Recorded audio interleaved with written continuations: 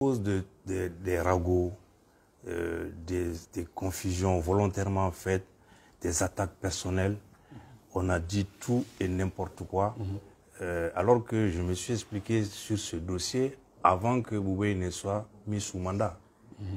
Vous vous souvenez, j'avais fait un article, une tribune, il faut sauver le soldat Choguel, vous vous souvenez? Bien sûr. J'avais déjà évoqué ces manœuvres qui étaient en cours pour soit saisir la Cour constitutionnelle, soit la Cour suprême pour poursuivre certains anciens dignitaires. Boubé n'était même pas incriminé à l'époque. Donc c'est une prise de position de principe que j'avais faite. Ensuite, le Premier ministre Boubé, quand il a été convoqué, il m'a fait l'honneur de m'appeler, la confiance de m'appeler pour me demander de le défendre. J'ai accepté. Et avant que le dossier ne soit ouvert, j'avais fait encore une interview avec toi pour fixer le cadre juridique et politique de cette affaire-là. Et dès que le Premier ministre a été mis sous mandat, ensuite, Fili, Madame la ministre Fili, à laquelle je rends hommage, je vais revenir à ça. Et dès que le dossier a commencé, vous avez vu les amalgames sur les réseaux sociaux. On a commencé à dire que j'étais complice avec Boubé, que j'ai fait condamner l'État du Mali en catimini à payer 24 milliards à Gostar, que donc j'étais l'avocat de Gostar. Et on a poussé la malice jusqu'à dire que je ne peux pas défendre Boubé parce que je me trouve en situation de conflit d'intérêts. Boubé et Gostar, dont j'aurais été l'avocat, étaient en conflit d'intérêts. Et ce problème a été amené jusqu'au niveau du collectif des avocats de la défense. Nous sommes une dizaine. Moi, je suis le plus ancien. Je suis ancien bâtonnier. Normalement, c'est moi qui devais diriger la procédure. Et j'ai été absent pendant 2 semaines. J'étais à Paris. Et effectivement, c'est ce qui avait été convenu avec le Premier ministre, que je dirigeais la procédure, le collectif des avocats, qui a attendu que je vienne pour faire toutes les procédures qu'on devait faire. Mais malheureusement, cette discussion a été transportée au sein du collectif, me mettant à mal. Je devenais en quelque sorte une gêne en prenant le leadership de la défense de Boubé. Pour moi, quand je défends quelqu'un, c'est les intérêts de la personne que je mets en avant. Ce n'est ni ma réputation, et je n'ai absolument plus rien à démontrer. J'aurais pu prendre ma retraite en tant qu'avocat, seulement les avocats ne prennent pas de retraite, malheureusement. Et donc, je défends les causes que j'ai choisies pour X raisons, mais je vais toujours être en accord avec ma propre conscience et pour les intérêts de celui que je défends. C'est ça qui prime. Donc, dès lors que j'apparais dans le dossier comme une gêne, dans la défense de Boubé, comme d'ailleurs de Fili aussi, je me suis retiré des deux. Je leur ai expliqué tout simplement que je ne veux pas gêner leur défense. Surtout que déjà, en tant qu'avocat, je n'ai pratiquement rien de particulier à apporter dans ce dossier sur le plan juridique parce qu'il ne s'agit pas de droit. Ça, je l'ai dit, je suis à l'aise encore aujourd'hui pour le dire, c'est un procès purement politique. Donc mon apport en droit est pas essentiel, j'allais dire. Les avocats qui sont dans le dossier, Maître Ben Mata, oui, Abdourahmane Ben Mata Touré, Maître Soyata Maïga, Maître Abouba Maïga, qui a été membre de mon conseil de l'ordre quand j'étais bâtonnier, Morissette Diallo et bien d'autres avocats encore, sont chacun d'eux suffisamment outillés, a suffisamment d'expérience pour défendre sur le plan juridique ce dossier. Donc ma présence en tant qu'en plus homme politique va lui redonner une dimension que je ne souhaite pas. On va faire l'amalgame avec mes interventions politiques pour nuire aux clients. C'est uniquement pour ça que j'ai préféré prendre le retrait. Et je pense que le Premier ministre Boubé et Madame le ministre Fili Sissoko ont tous les deux compris ce qui m'a motivé cette décision que je regrette. Je n'ai jamais été avocat de Gostar. mais je connais ces dossiers sur le bout des doigts, plus que tous ceux qui en parlent. J'avais fait une intervention là-dessus en 2015. J'avais fait une conférence de presse et j'avais fait une polémique publique dans la presse avec le vérificateur qui est à la base de cette affaire-là à l'époque, qui est devenu aujourd'hui président de la Cour constitutionnelle, le magistrat Ousmane Touré, le président de la Cour constitutionnelle, Amadou Ousmane Touré. Bon, j'étais l'avocat de la Banque Atlantique. Je le suis toujours d'ailleurs. J'ai une convention depuis des années avec la Banque Atlantique. Je sais aussi l'avocat de la BMS, qui sont les deux banques qui ont financé cette opération-là. Donc, quand le dossier a été mis sur la place publique, la banque m'a demandé de défendre ses intérêts et d'expliquer ce qui s'était passé. Ce que j'avais fait à l'époque, et le vérificateur s'était permis de dire dans la presse que Maître Tapo défend ses honoraires. C'est toujours pareil.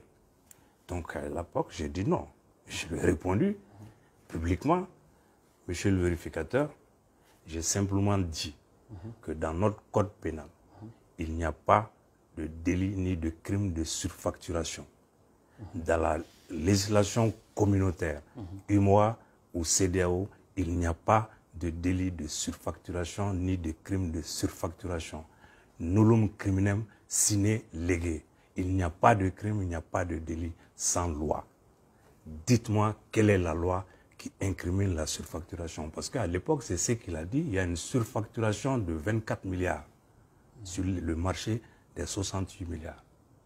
Ensuite, d'ailleurs, dans le dernier rapport, il l'a dit, le vérificateur, que c'est un écart entre le prix fournisseur et la marge qui a été mise sur les prix. Donc ce n'était plus une surfacturation, c'était un écart entre le prix fournisseur et le prix vendeur. Bref, donc moi je n'avais pas dit autre chose que ça à l'époque. Et j'ai expliqué comment la Banque Atlantique est intervenue dans cette affaire-là. L'État du Mali a voulu équiper l'armée, a voulu faire un certain nombre d'investissements de souveraineté. L'acquisition de l'avion présidentiel, c'était un investissement de souveraineté. L'équipement de l'armée malienne, c'était un investissement de souveraineté et qui était en plus couvert par le secret défense. Donc qui dérogeait à l'application des règles relatives au marché public. Et ça, c'était en quelle année? C'était en 2013. Ibeka venait d'arriver au pouvoir. Il a décidé d'équiper l'armée, c'était la priorité, il l'avait dit avant. Et je vous le dis, à l'époque, je n'étais pas avec Ibeka. Hein. Politiquement, j'étais avec Soumaïla Cissé au deuxième tour de l'élection de 2013. Mais Ibeka est venu, je n'avais rien à voir avec ça, mais il avait proposé aux Maliens une certaine politique.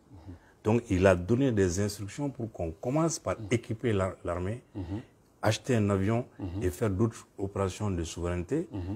La ministre Fili s'était expliqué là-dessus. Je vous ai transféré, Ivo, sur votre page, l'interview qu'elle avait donnée à l'époque à cher Daniel. Vraiment, je vous demande de partager cette interview qui est très claire. Je ne peux pas dire plus clairement que ça. Elle explique que l'État n'avait pas les ressources nécessaires pour faire ces investissements-là que le président de la République avait souverainement décidé. Donc, elle s'est adressée elle a trouvé des partenaires qui ont amené des banques qui étaient prêts à préfinancer. Un ensemble de banques. Un ensemble de banques. Mais le montant, c'était combien? Le montant de l'enveloppe était de 100 milliards.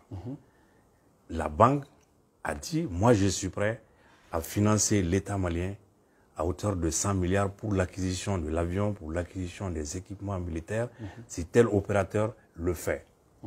Et l'opérateur a accepté de le faire sur 3 ans.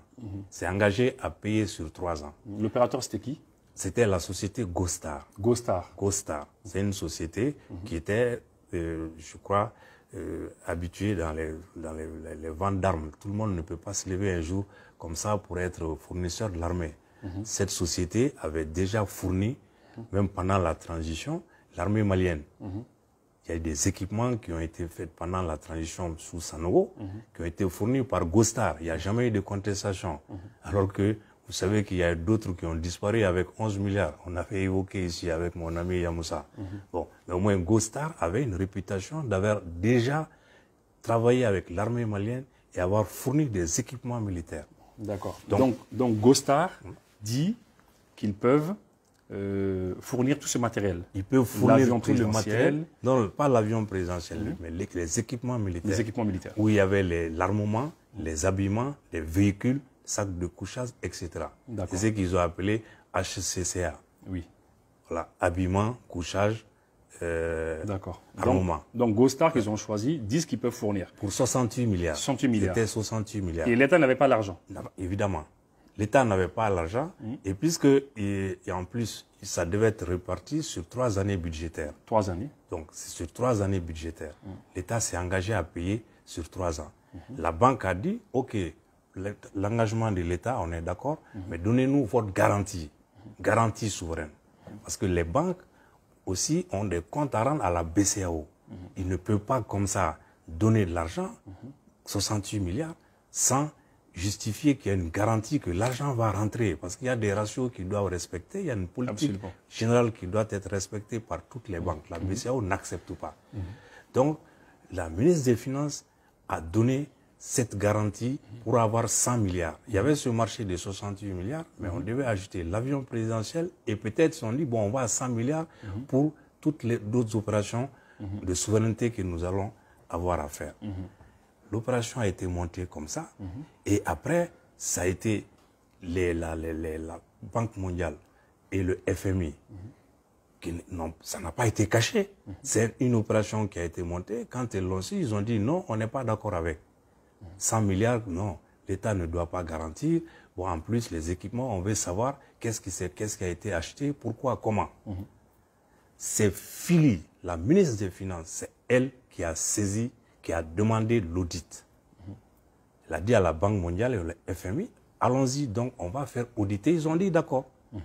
On a désigné le vérificateur et la section des comptes de la Cour suprême. Ce qu'on ne dit pas assez, il y a eu 2 audits dans ce dossier. La Cour suprême et le vérificateur. Qu'est-ce que la Cour suprême a dit? Il y a quelques irrégularités. Le contrat d'abord avait été signé par quelqu'un qui n'était ni actionnaire ni dirigeant de la société. Ils ont dit qu'elle n'avait pas qualité. Donc il faut que le contrat soit signé par le directeur de la société Gostar. Donc le contrat a été repris et régularisé. Donc a été signé par le directeur de Gostar, je crois, qui était Baïba Kouma. C'est pourquoi lui, vous entendez souvent son nom dans le dossier, il est appelé. Parce qu'il est le directeur de Gostar. Ensuite... Mais juste avant qu'on ne passe, ce n'est pas la Banque mondiale et les institutions internationales qui ont obligé à faire l'audit? Non, ils ont demandé à voir clair. Et l'État malien a proposé de faire un audit, confié au vérificateur. Ça n'a pas été confié à l'international, quelqu'un d'autre. On a confié au vérificateur, la banque a dit nous sommes d'accord. Ils ont dit on va confier au vérificateur et à la Cour des comptes, qui est chargée d'auditer les comptes publics. C'est sa mission constitutionnelle. Elle est là pour ça. Donc FMI et Banque mondiale ont dit nous sommes d'accord. Donc l'audit a été fait et il y a eu ces 2 rapports. Mais les gens se sont agrippés sur le rapport du vérificateur. Mais le rapport de la Cour des comptes, qui est l'organe habilité pour certifier les comptes de l'État, on n'en parle pas. Qu'est-ce qu'a dit la Cour constitutionnelle à l'époque? J'étais en train de vous dire qu'il y a une irrégularité sur la conclusion du contrat. Ensuite, ils ont dit que la garantie souveraine de l'État aurait dû être autorisée par un comité au niveau du ministre des Finances, qui n'avait pas été encore mise en place, qui était prévu. Mais la ministre des Finances a dit, mais c'est moi qui préside ce comité, c'est moi qui le mets en place. C'est vrai, il n'était pas mis en place. Qu'à cela ne tienne, elle a pris un arrêté, elle a mis la commission en place, qui a validé l'engagement de l'État pour donner cette garantie. Ensuite, ils ont dit, vous ne pouviez pas prévoir un paiement triennal sur 3 ans sans que ça soit prévu par le budget national et approuvé par l'Assemblée nationale. Donc ça a été, ça aussi régularisé. Il y a eu des collectifs budgétaires qui ont été soumis à l'Assemblée nationale, donc qui ont validé le montant de ces opérations-là. Donc ce sont ces irrégularités-là qui avaient été soulevées par la Cour suprême, la section des comptes, et qui ont été régularisées. Mais à l'époque, l'État n'avait pas décaissé un centime. Un centime. Le contrat était basé, le paiement devait avoir lieu non seulement sur 3 ans, mais après livraison de tous les équipements. C'était des crédits documentaires. Donc les marchandises étaient vérifiées avant l'embarquement. Ensuite, arrivées à Bamako, réceptionnées par le ministère de la Défense, qui a été celui qui a commandé le matériel. Et le paiement a seulement lieu après toutes les réceptions et la confirmation de la qualité de la marchandise commandée. Et c'est après ça que les paiements devaient avoir lieu. Donc le vérificateur, lui, a fait une autre démarche en disant, d'accord, ce n'est pas ces irrégularités-là, moi, qui m'intéressent, mais c'est les prix. Je regarde, et le Gostar a joué le jeu, a donné ses prix fournisseurs. Ils ont donné toutes leurs factures fournisseurs. Ils n'ont rien à cacher. C'est à partir de là, le vérificateur a dit, bon, le fournisseur a fait ce prix-là, qui était 40 millions, tout l'équipement était monté à 40 millions, ou 44 millions, quelque chose comme ça.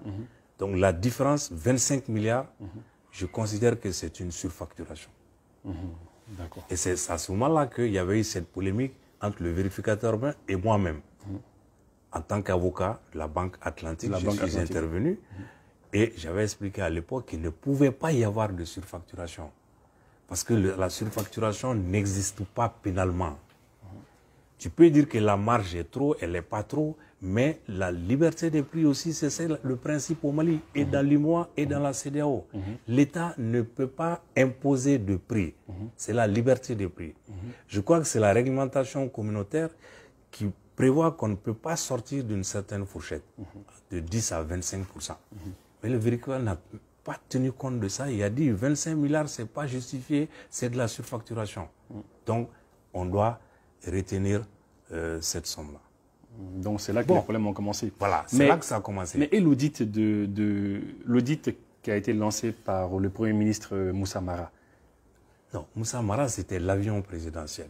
Ah d'accord. Ce n'était pas les marchés des équipements. Ah d'accord, ok, voilà. D'accord. Merci. Voilà. Merci. Donc, merci. À partir de là, qu'est-ce qui s'est passé? L'État a payé le montant que le vérificateur a retenu, à savoir 40 milliards. A dit on ne paye pas plus que ça. On paye 40 milliards, point barre. Donc, ils ont payé les 40 milliards. Mais Gostar a attaqué l'État du Mali devant la section administrative de la Cour suprême en paiement. La différence qu'ils ont retenue, les 25 milliards. À l'époque, effectivement, Gostar m'a demandé de la défendre. Et j'aurais pu être l'avocat de Gostar. Pourquoi? Qu'est-ce qui m'interdit de le faire? J'aurais pu l'être. Je lui ai dit pourquoi simplement je ne l'ai pas été. Parce que je venais entre-temps, j'ai été nommé conseiller spécial du président de la République. J'ai accepté d'être conseiller spécial en 2015. Je me suis dit, je ne peux pas être conseiller spécial du président et défendre une société privée contre l'État. Qui attaque l'État. Voilà. C'est aussi simple que ça.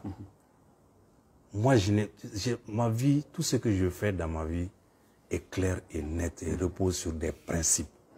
Je ne serai jamais pris par qui que ce soit en défaut de duplicité ou de malhonnêteté. C'est une question d'éducation. Je n'ai pas été éduqué comme ça.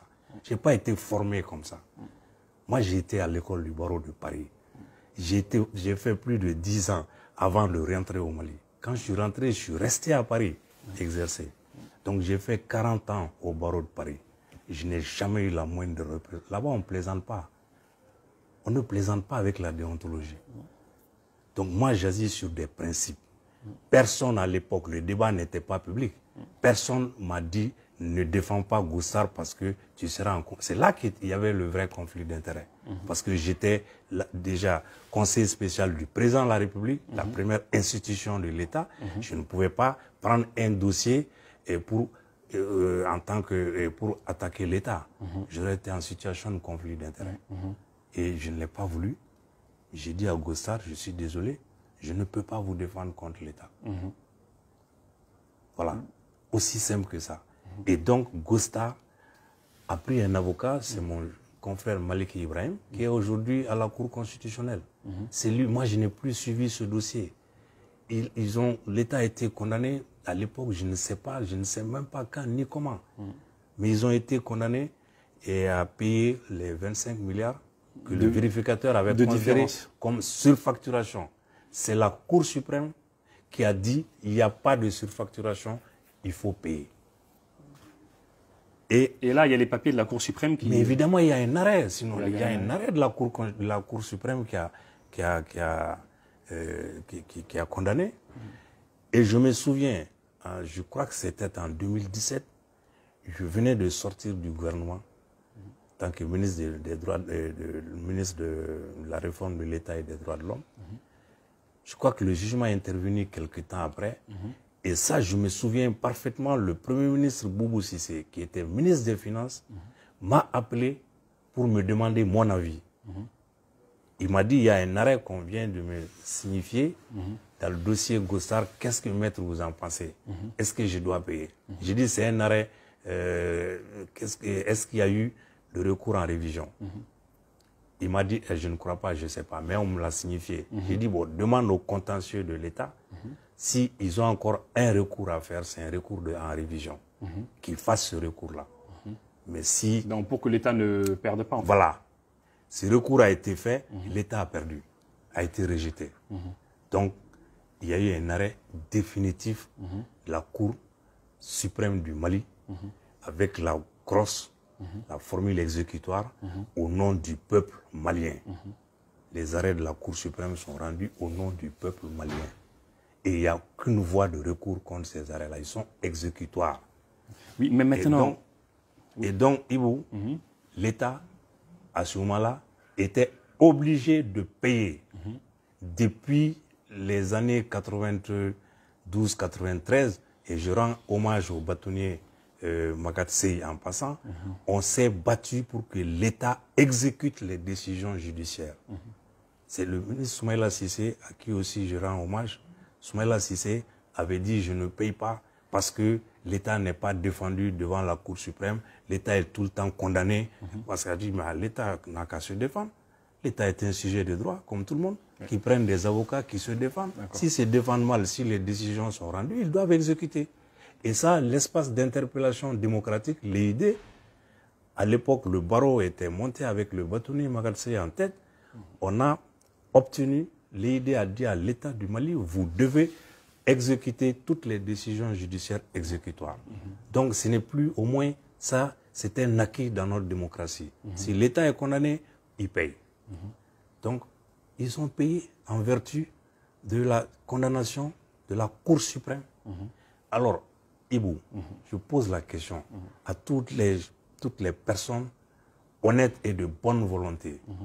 À partir du moment où la Cour suprême du Mali dit qu'il faut payer la différence qui a été considérée comme surfacturation, si on paye sur cette base-là d'une décision de la Cour suprême du Mali, vous pensez que c'est une infraction, ça? Vous pensez honnêtement qu'on peut dire qu'il y a eu paiement d'une surfacturation ou collision ou corruption? Mais maintenant, mais comment aujourd'hui peut-on expliquer le fait qu'aujourd'hui, c'est la même Cour suprême qui a quand même arrêté ces personnes-là? Est-ce que la Cour, elle peut se tromper? Qu'est-ce qui a pu se passer? C'est ce que je dis, il faut éviter justement l'instrumentalisation de la justice. Une raison supplémentaire pour laquelle je me suis retiré du dossier, je vais vous le dire. Vous savez, les gens, je vois insidieusement, on a mis dans la presse qu'il y a un ministre qui avait demandé à classer le dossier. Donc, personne n'a osé me nommer. Parce que là, j'aurais vraiment poursuivi la personne. La personne qui s'amuse à faire ça, je la poursuis cette fois-ci immédiatement. Quand j'étais nommé ministre de la Justice en 2020, j'ai nommé comme procureur général Boya Dambélé. Je ne sais pas si vous vous en souvenez. Très bien. Et c'était Wafi, qui est aujourd'hui le président de la Cour suprême, qui était le procureur général. Wafi a été nommé président de la Cour suprême. Boya est venu me voir quelque temps après sa nomination, me disant, Monsieur le ministre, mon prédécesseur, le procureur général, Wafi, m'a passé un certain nombre de dossiers, dont le dossier Gostar, qui était au pôle économique, qui avait été envoyé par le procureur du pôle économique. Boya me dit, qu'est-ce que je dois faire, qu'est-ce que vous souhaitez que on fasse dans ce dossier. Bien que je n'ai pas d'instruction à lui donner, on ne donne pas d'instruction normalement au procureur général de la Cour suprême, parce qu'il est membre d'une institution. Ce n'est pas le procureur général près de la Cour d'appel, ni le procureur près de le procureur de la République. Mais dans les relations avec le département, c'est tout à fait normal, des dossiers comme ça, qui me demandent mon avis en tant que ministre. Je l'ai dit, je n'ai pas d'avis particulier. Je n'ai jamais voulu défendre Gostar dans ce dossier. Vous faites ce que vous voulez, monsieur le procureur général. Voilà ce que j'ai dit à Boya. Et qu'est-ce qu'il a fait? Il n'a rien fait. J'arrive. Boya est resté. Après les événements, moi je suis parti. Et vous avez vu, on a été chercher Boya. On a même dit qu'il a été nommé par moi pour ces dossiers-là. Je n'ai pas réagi à l'époque. Et je suis d'autant plus à l'aise que celui qui le disait à l'époque, c'était Chérif Kone, le premier avocat général, qui aujourd'hui est en train de dénoncer, je vais y venir, des choses qu'il faut effectivement dénoncer. Donc à l'époque, Boya est resté serein. Il était en train de faire ses dossiers jusqu'à ce que lui aussi, on l'ait révoqué. Et c'était déjà, tout ça était en branle. Boya, la veille de la révocation de son décret, il est venu me voir pour me dire, j'ai reçu une lettre du ministre de la Justice me demandant de régler le dossier Gostar conformément à la loi. Je viens demander votre avis, comme je dois partir, qu'est-ce que je fais?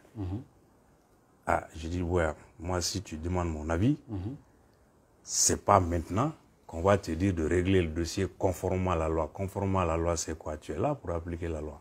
Pourquoi on te fait cette lettre-là à la veille de ton départ?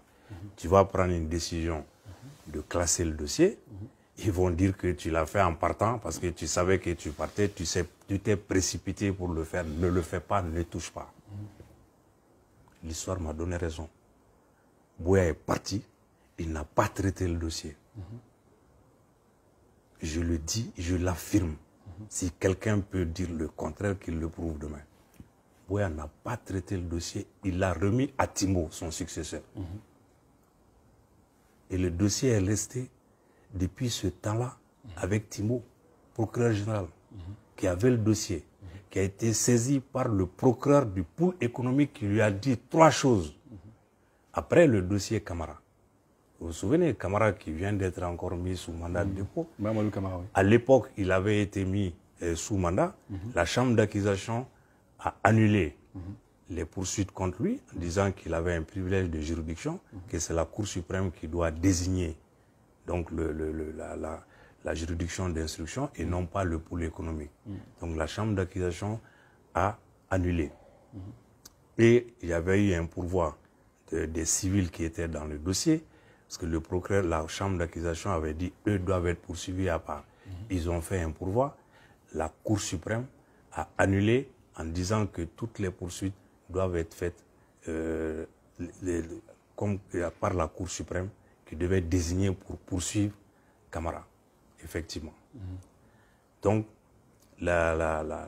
le procureur de la République a dit à la Cour suprême, à Wafi, qui était procureur général, qui a reçu le dossier, la lettre du procureur de la République, lui disant, bon, Camara, demandez à la Cour, au procureur général, je vous demande de désigner la juridiction, de demander à la Cour suprême de désigner la juridiction qui doit poursuivre Camara.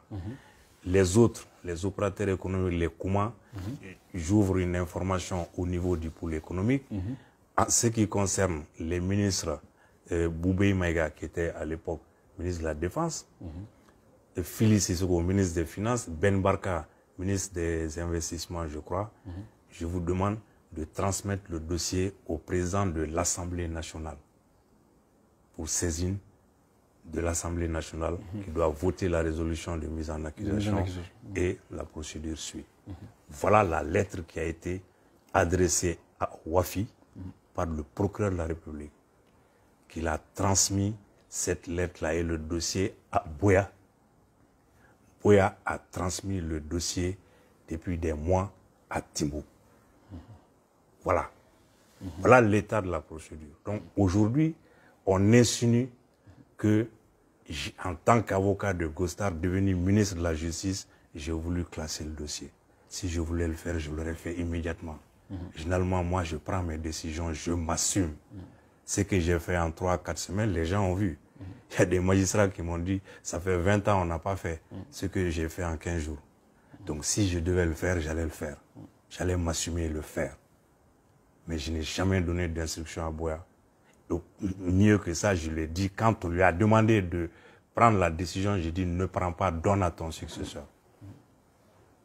Et le successeur... Donc vous n'avez jamais fait, en tant que ministre de la Justice, jamais fait des pressions sur Boya Dambélé à l'époque? Mais évidemment, si je l'avais fait, là, ça serait fait, c'est ce que je te dis. Mais est-ce que le procureur général après la Cour suprême, Boya Dambélé, à l'époque, puisque c'est vous qui l'aviez nommé, est-ce qu'il ne se sentait pas redevable vis-à-vis de vous?